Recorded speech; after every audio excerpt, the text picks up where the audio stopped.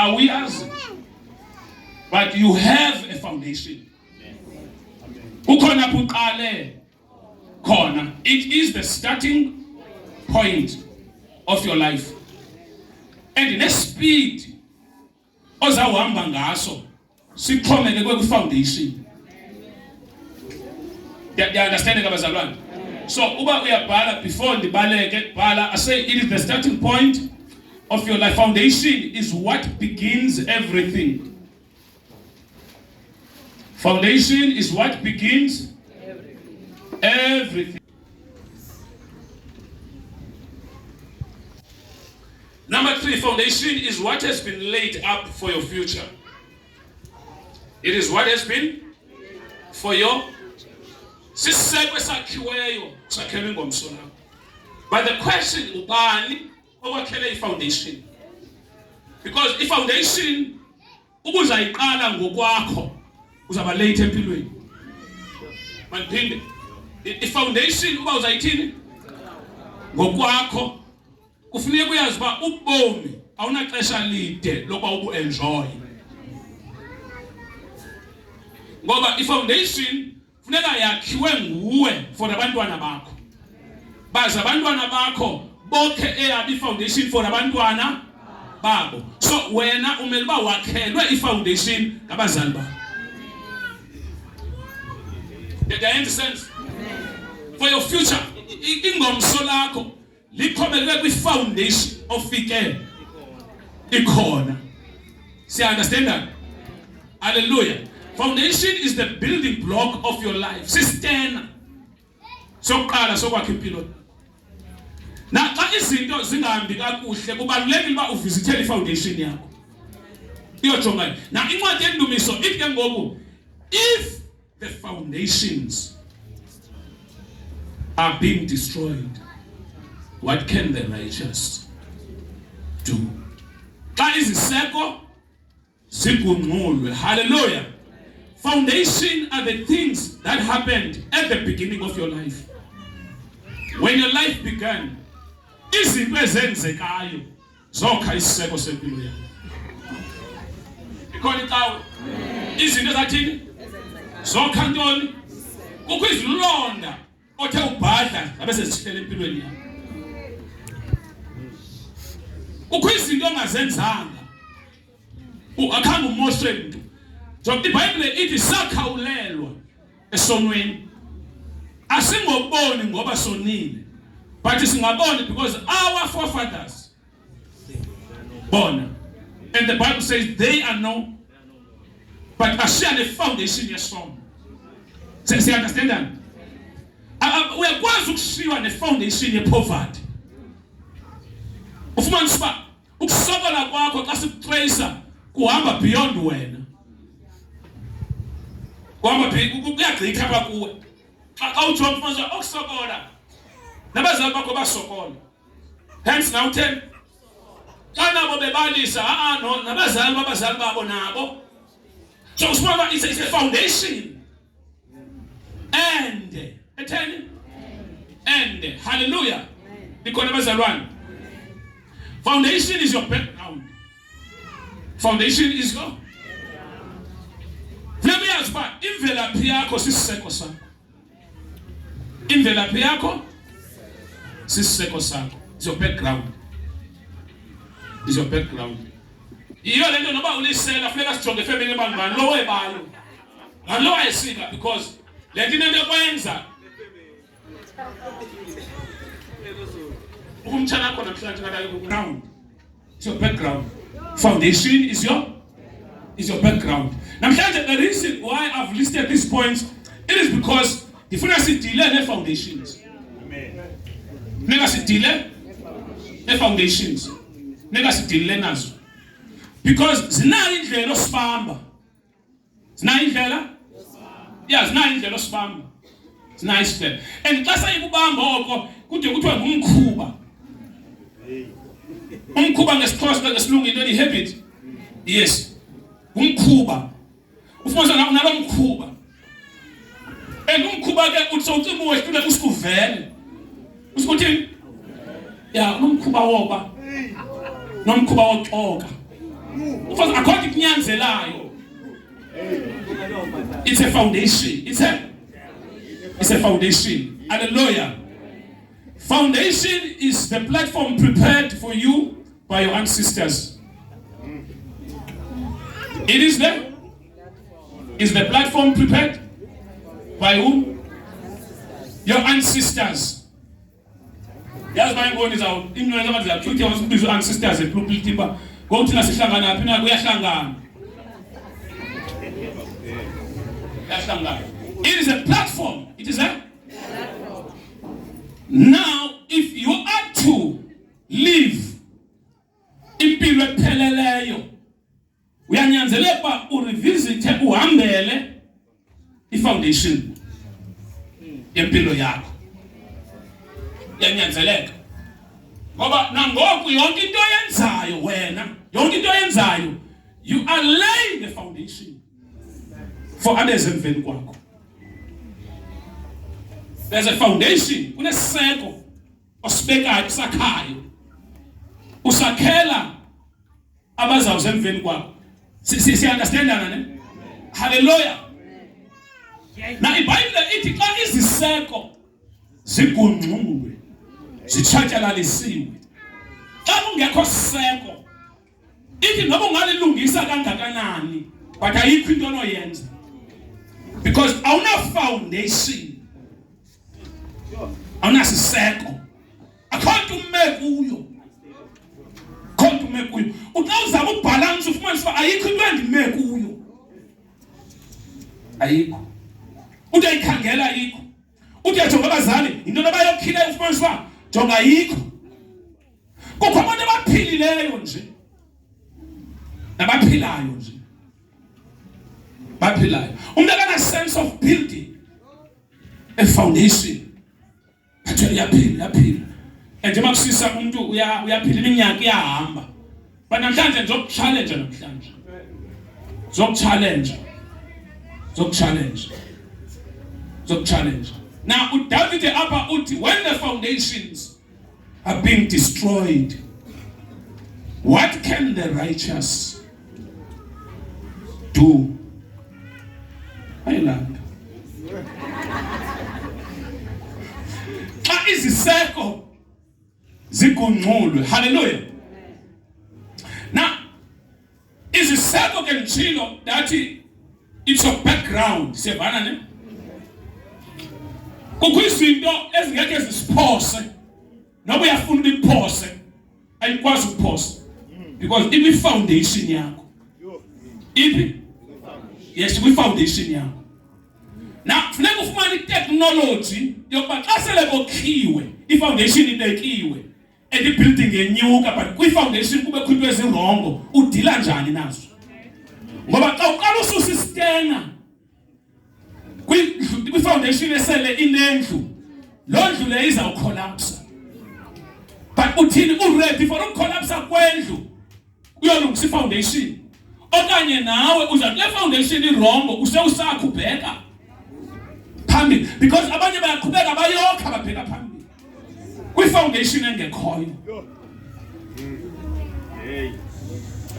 But ngenxa yelizwi elincwadi kaYoweli, apho umprofethi uYoweli athi uThixo kuye ngaye iminyaka ewastekileyo eyachithakala yatyiwa inkumbi, uthi for 7 years ndiza kuyibuyisela. So into ngokulento dinalo ithuba lokuba ebomini xa kukho izinto ezithe azahamba right, ndingayithatha 7 years dealing with the foundations. Ngoba kukho ithemba lezwi elithe neminyaka echithakeleyo ndiyawukwazi uyibuyisela. Kuphinde kubekho izwi elithe angekhe ndikushiye, angekhe ndikuyekele. Kuphinde kubekho izwi loku-escalator kwespeed. Ispeed isakho uThixo akakubona uba ngabulate atsala izinto kufanele uyazi-achieve kwiminyaka eyi-20 azisapho ukhona. Zithi peers zakho xa ungavele ebomini zivela ngezinto ezinkulu, zivela ngee-mentions. Ucabeka uzibuphi kuba xa bandiyeza, but ndizadila nee-foundations. Kukho iseko kwi-lineage yam kumnombo wami kukho izinto engingazibhaka kuba xa ndokhela phezu kwazo asulasta endizabe ndirobha this generation ezayo. So ngoba ndisadila nee-foundations, ndisadila neento ezisetileyo. Ngoba ukhumbona udala lesamente xa selusetile lufakwe neconcrete uthi uyaqhekeza kubhampe lento uqhekeza ngayo. But if uba apho ubethe khona uphinde nangomso ubethe, but abanye abantu bayabetha bathi ii-foundations azifani. Xela ummelwane wakho ii-foundations.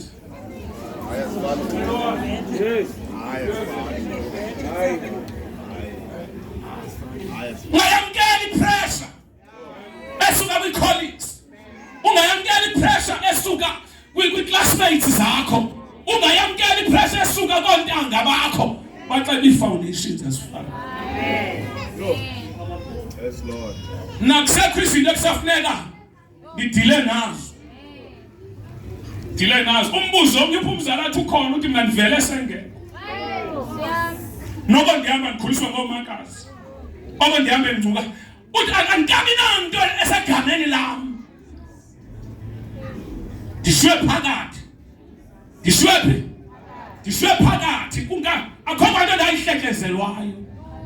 Khona nto ndayihlekezelwayo. Nandiphambili abanye igame apha e-Waterfront. Backgrounds zethu asifani. Andikwazi. Se ubuya newivi ye-12,000 nam ndiyayirhalela. Nam ndiyayirhalela. But ke ngoku i-challenge yam into yoba kule salary nayo ye-5,000 kukho amakazi, kukho amalungu, kukho abatshana, funeka nditye eKapa, funeka kutyiwe ezilalini, funeka kokhipha i-background ayivumi. But namhlanje kule sermon kufuneka sifumane indlela yokudila ne-foundations. Ikhona icawe? Yatheni amen kakhulu. Leka sifane indlela yokudila nazo. Now, awufunda incwadi ka-1 Samuel chapter number 4 verse number 4. Funda 1 Samuel chapter 4 verse number 4.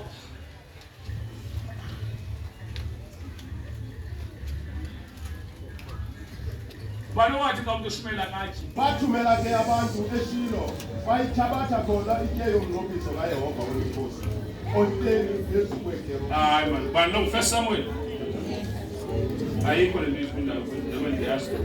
2 Samuel chapter 4 verse. UYonatani unyana kaSawule ubenonyana ofe inyawo ubeminyaka 5 ezelwe. Ukufika kodaba kaSawule noYonatani uYizereli umondikazi wakhe wesuka wamthabatha wabaleka, kwathi ekubalekeni kwakhe uphuthuphuthu waba sisikhwala, igama lakhe lelinguMefiboshethi.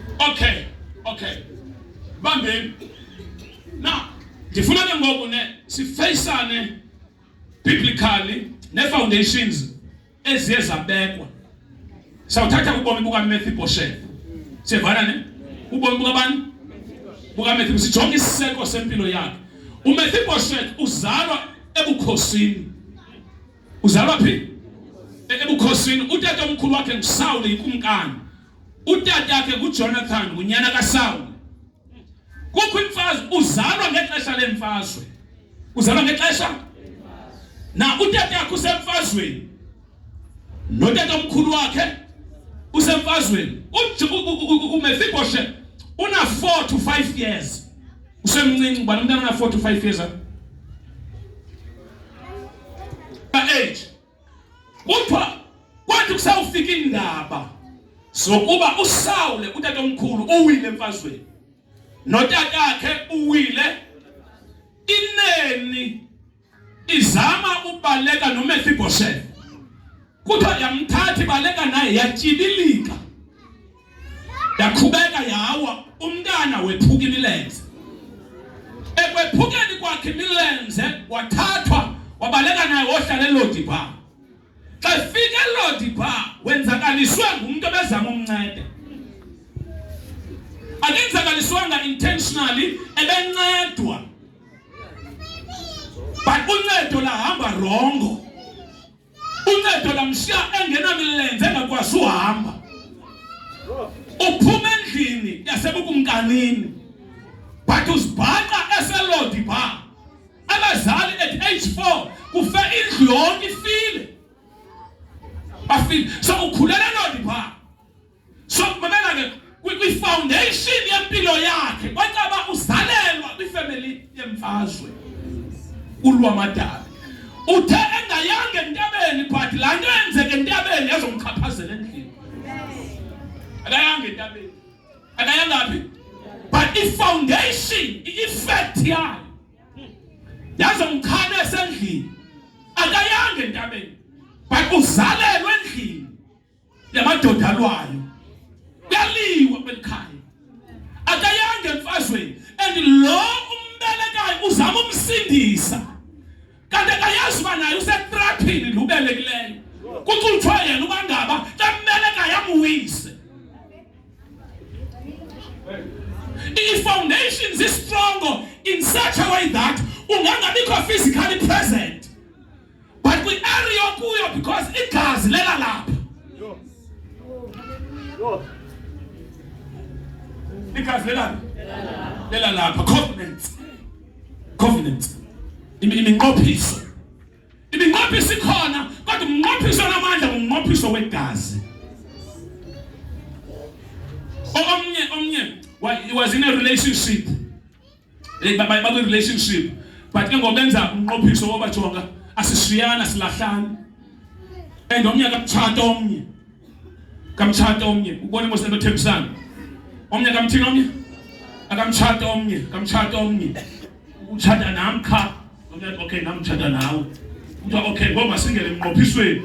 Xa kuye emnqophisweni bathatha i-blade razor ne kulomnwe wotshata we-ring wasika khona kwaphuma igazi lagalwa eglasini. Nomnye wasika kulaa mnwe kwaphuma igazi wagalela eglasini. Kodwa nje bathi chatha benza into ebu-cocktail ngegazi bathi chatha i-alcohol lento ebu-ice cream pha. Wasela omnye nomnye wathini? Bangena kwi-covenant. Yabantu basowubonwa ngomnye utshate.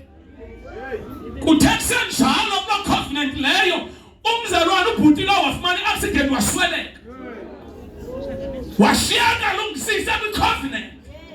Yoba yeyegazi and awutshati nomnye umntu. Ebethi seproposiwe 5 days, 4 days before umtshato. Iphele loo nto. Kanti kwi-foundation yakhe kukwi-covenant. Naye yawangena kuzo ngegazi yayibambi impilo yakhe and yena loo nto engqondweni yakhe seyiphumile. Wakhonza for years akho nto eyenzekayo up until wafumana a prophetic man of God, a prophetic church. Wangena sekwenziwa kazi declarations kwaphakama ispirit kuyo. Satan ngeke sikuyeke ngoba the day lisenza i-covenant ivula igazi sehlathini sangena. And i-covenant anayo nomuntu obenayo akekho usengcwabeni. Kwafuneka i-technology yokuba ngaba simvuza simresurrecte sabila simngcwabe njani sikhulule lo. When the foundations are being destroyed, what can the righteous? Ikhona icawe. Ngiyabhala bazalwane. So uMephibosheth waseLodibar. Waphi? WaseLodibar. uMephibosheth seLodibar. NjengoseLodibar uhamba kwi-foundation ye-ancestors zakhe. uDavide ujongwe yindlela ebheke etroneni. Umele abheke etroneni. And indlela yakhe ebheke etroneni inemfazwe phakathi because osetroneni akavuma ukwehla. Yena kudeclariwe phezu kwempilo yakhe uDavide kwathiwa you are the king. Wa-ordainwa but ingxaki ngulusesitulweni. Akavuma usuke esitulweni. Xa ngavuma usuke esitulweni kwakho imfazwe phakathi kaDavide noSawuli. kwakhona uJonathan omtete kaMephibosheth wamthanda kakhulu uDavide. uDavide ebazalwane thani amen. Wamthanda kakhulu uDavide. Xa ethanda uDavide wathamba kuDavide, ayikho intwembi eyakukwehlela ndingakuxeleli. Yonke into ezanywa kutata wami. Hayibo ndiyathanda. Lokhu iyalenxe uJonathan suppose uba uma notatakhe ekulweni uDavide. But ngenxa yothandwa nalo uJonathan kuDavide watshintsha amacala.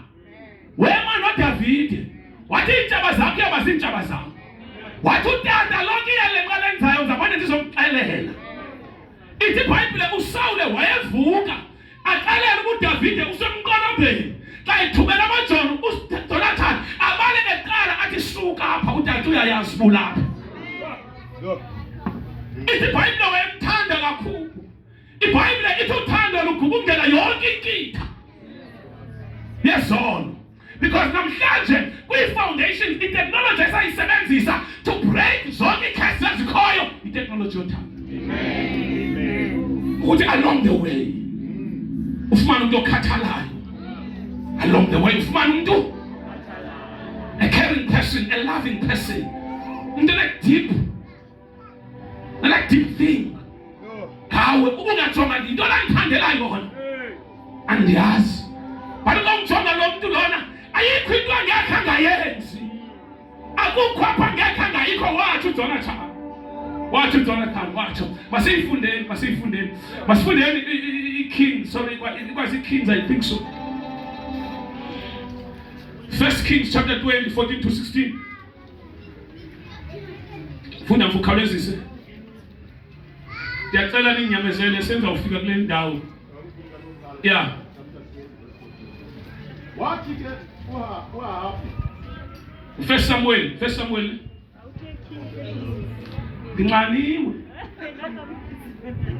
Anibangini na. Ungenje njalo nasekusizamweni kukaYehova iintshaba zikaDavide zonke ngazinye ebusweni bomntaba.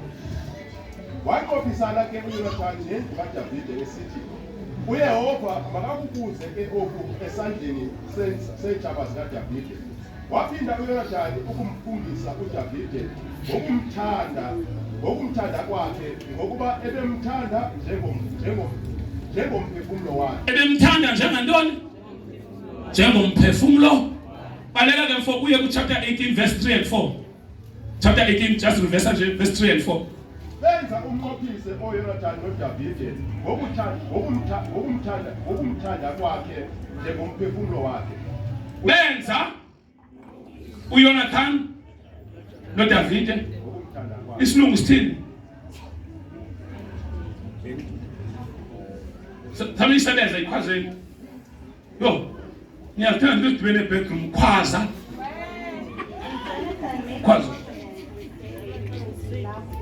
He made a covenant with David because he as him. Jonga uthando lune dimensions. Lune? He loved him as himself. Now, mamela ke. Useloni bhalo mfana kwi-foundation yakhe. But utata yakhe uJonathan uthe esaphila wavisitha i-foundations zakowabo. Kwi-foundations zakowabo ezizomnombo wafumana uDavide ongekhoyo pha. Wathi uDavide ozaba ikumkani ngomso ukuthi abe yipart ye-foundation yalapha emnombeni wakaSawule, ngokuthi enze a covenant naye, enze umnqophiso wokuba jonga mna nawe masivane. Ndiyakuthanda kakhulu ukuthi uJonathan and ndizakusindisa kumayelenqe katata, but ngicela ungithande undamkele. Othe phakathi kwethu wafa kuqala, omnye zahoya ifamily yosaphilayo. Kuthi Jonathan uba ndifekuqala David hoya ifamily yami, uthi David noma ndifekuqala uzohoya ifamily yami. Bajanta benza umnqophiso umnqophiso wokuvana nokuthandana nokuncedana. Kuthe xa kunjalo uJonathan wawe emfazweni, unyana wakhe washiyeka sephuka inyawo. Uthe amabhodlo umzisa uphelile, ungasekho uJonathan. But uDavid, because of his foundations, siyakwazi uthetha.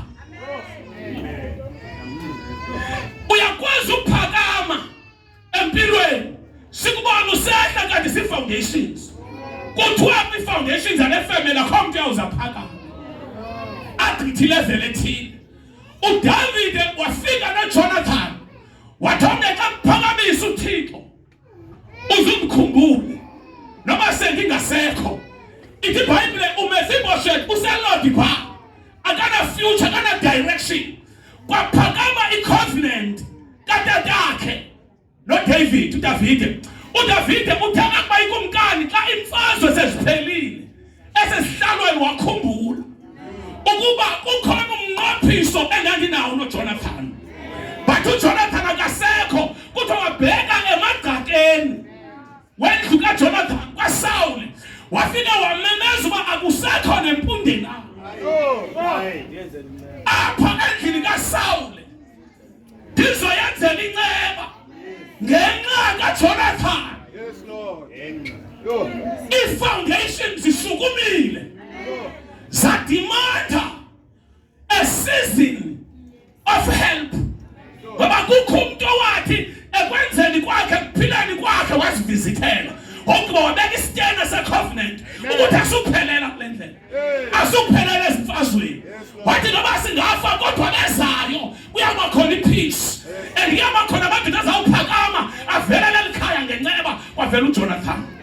Kavelayo yavakala ivoice kaJonathan.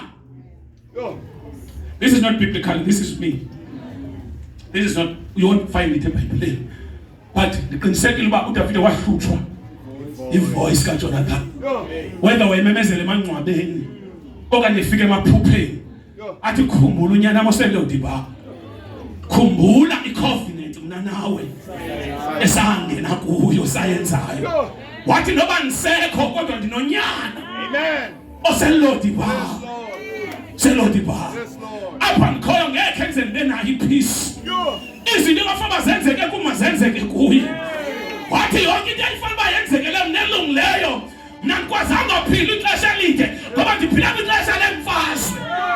Wathi now that imfazwe ziphelile kusekumkani kini cela ukukhumbula uJonathan.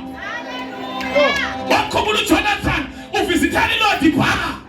Ngoba unyana okuthiwa uMefiboshethi uselodiba akhonda kwazi uyenza. Ufeeling ya.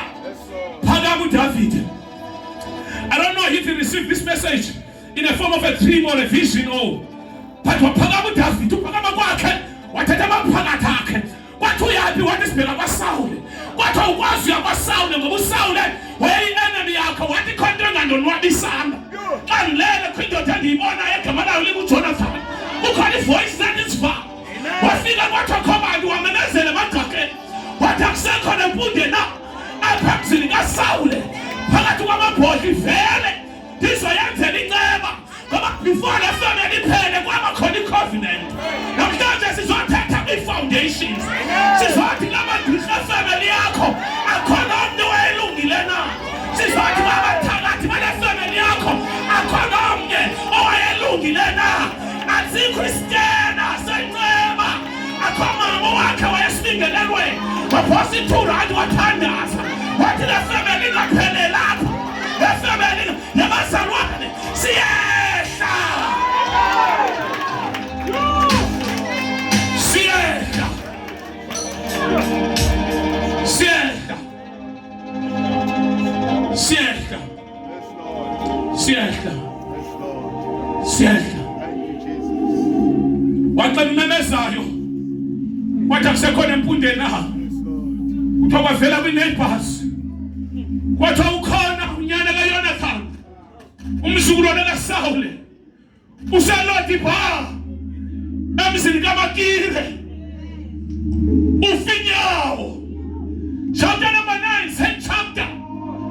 Wathi Ziba hamba ubheke Lodiba uyonilandela lo mfana. I-foundation yakhe ayivumi. ukuthi aphelele lo dipha hayivuma ukuthi aphelele yavakala bazalwane ifoundation phakathi emagqwirheni kwaSawuli kukho indoda yaphakamayo yathi andizuvela phambi kwabo bonke kodwa eqaleni yaphuma ya kuDavide yathi eqaleni mabangandazi uba I'm in partnership nawe ndiza kutshintsha izinto ezizakwenzeka nasemveni koba ndifile mangabe ngathi khange ndiphile ndingangayiqhubi SUV car ndingangawakho umzi wexabiso ndingangayiqhubi imoto yexesha ndingangabi nalo ithuba lofunda kodwa ndizolay ifoundation kule foundation yasemathileni nasi isitena senqeba Jehova uzusikhumbule Jehova uzusenzela inceba Jehova usungavumi ngempilo yethu Jehova sesingaphelele etywaleni Jehova abantu abangaphelele kwi-drugs Jehova abantu abangaphelele entsokolweni challenging the foundations namhlanje the evil foundations are breaking down we are challenging those foundations apha kwakhe igama lakho soze liphume namhlanje singabe death sizamamazela sizothi siyangena emintombeni yethu sinayizitala zenqeba Jehova Jehova Jehova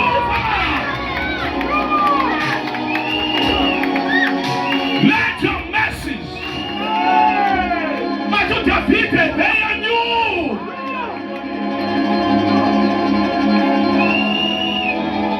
always around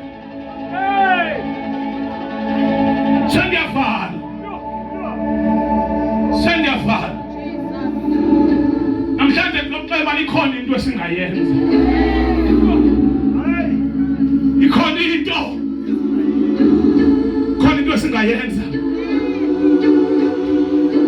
hantakashana ikhona into esingayenza susonke izandla impilo yakho ichabalala ungasonke izandla ifamily yakho ichabalala uJonathan wangena kwi-covenant ithi iBhayibhile babambana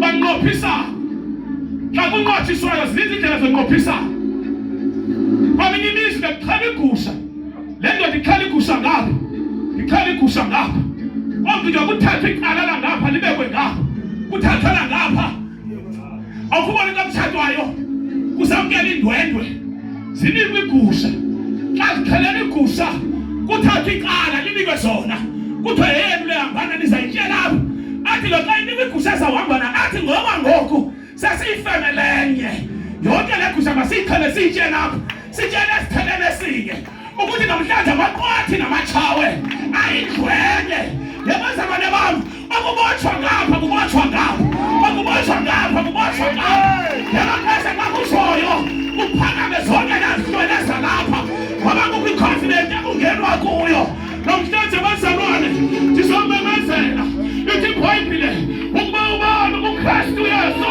sisidalwa asitsha onani into zakhe zonke zidala sisuke zabatsha singabantu abadithelwayo siphethe inyani bazalwane inyani yethu lilimo lethu indoda seKalvari indoda yehlazo igama layo nguYesu umakhoba yakhawuleza wafika wamnqothisa umtsha ngelelafikazi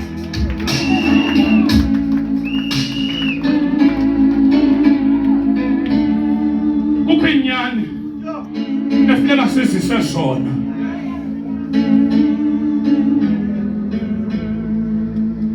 ngenye imini ukhayeni ukulele ubrother wakhe kuthiwa uphi umntakwenu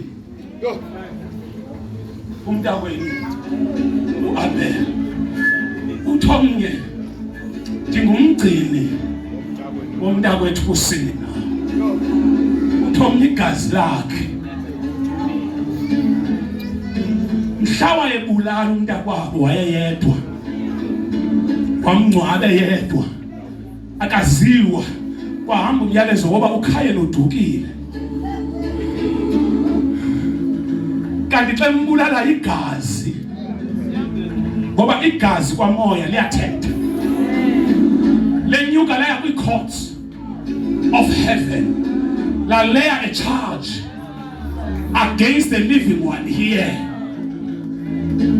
Ingani ndiyambona eqala uba namaphupha amandi emaphupheni akhe kumane kuvela ukhayene lila ukhayene avelelwe umuntu obabelila aqonde kwenzeka ntoni mandihambe ndiye emntwini mhlawumbe uyathunzela lo mfana uphinde wavuka kwathiwa hayi kuzawufuneka uhlanjwe ngoba ngahlanjwa khona ihlambekayo kanti igazi lalo mfo limile kwi-courts.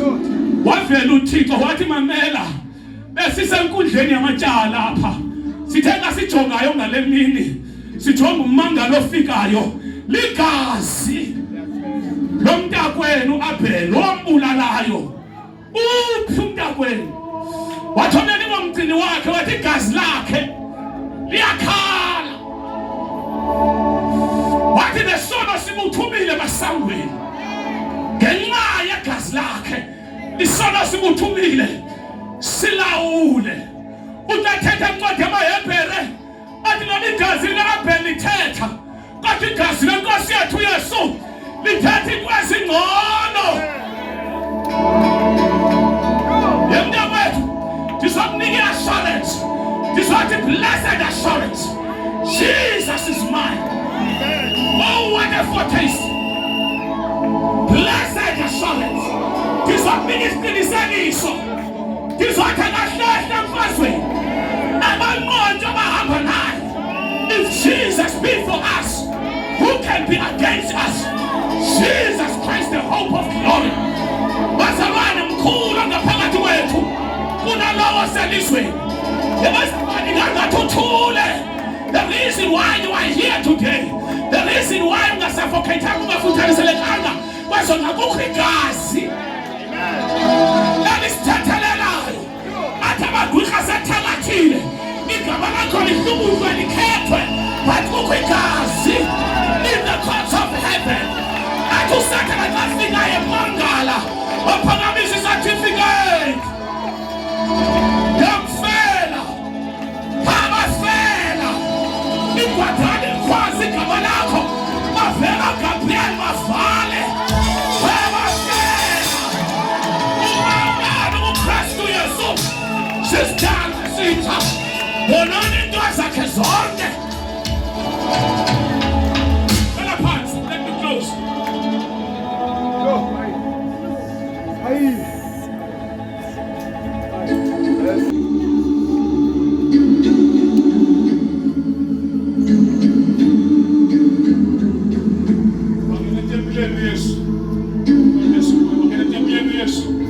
Afika etempileni wafika kwintombi na 18 years serving 18 years but bound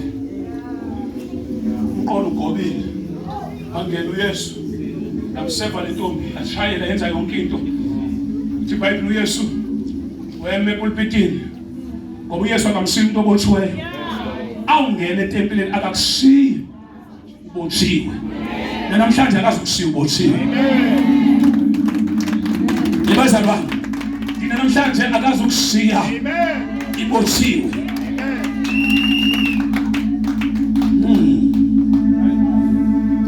Akazukusiya ubotshiwe. I decree upon your life the Spirit of God is upon you. The Spirit of the living God. Nako bazalwane I am here. Ukuthi our God is able. Uthixo wethu nako. Athi uyaphethe kwathi zakhe nandiyazi ukuthi uthishe. Namhlanje allow me. I'm coming forth for the purposes of God. Purposes of God come forth. Purposes of God. Icebo nenjongo kaThixo ngempilo yakho. Ndiyayihola. Zonke foundations ziyakhonapha ezimbi. Egameni likaJesu waseNazaretha. Bad foundations, evil foundations, collapse. Lift up your hands.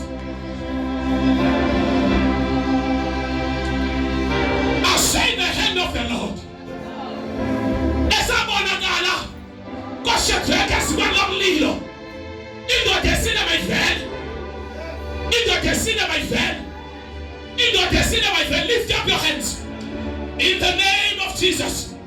In the name of Jesus. You will defeat your enemies. I say your enemies will be defeated. You will defeat in the name of Jesus. Zonke intaba. Uzawuzehlula intaba zakho. You will defeat your enemies. Your enemies. Sizawukhothama. Those foundations ojongene nazo. Uma ngokha khonto emayo. Uma ngazama kuzameni. Namhlanje siyasichitha. Siyasichitha kameli kaYesu.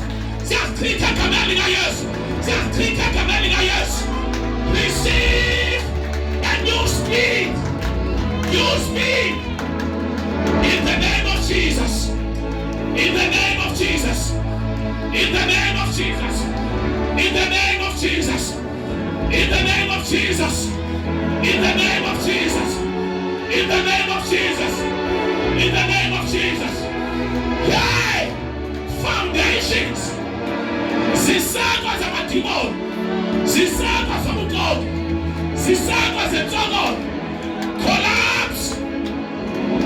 Collapse. Collapse. Collapse. Nekenteke shapaka. Santa Kashtipaka. Helenteke shia. In the name of Jesus. In the name of Jesus. Izisakwa zabugogo ziyawa. Ngiyaqaphuka imithombo yempumelelo. Ngiyaqaphuka egameni likaYesu. In the name of Jesus. In the name of Jesus. In the name of Jesus. In the name of Jesus.